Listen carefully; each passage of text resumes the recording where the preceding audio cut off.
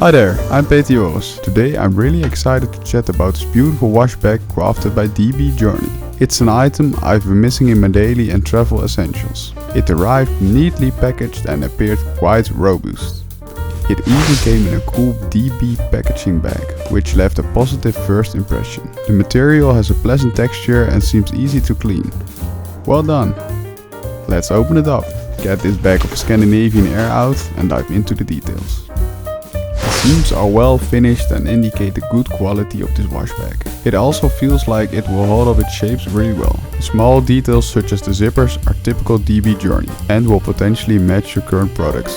Awesome! If we go look inside, we will find a spacious main compartment. On one side there's a closed off compartment and on the other a mesh pocket. Personally, I would appreciate it if the main compartment were divided into 2 or 3 sections.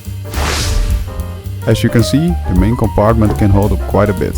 It holds all my daily toiletries and even my PS5 controller, as well as this small book.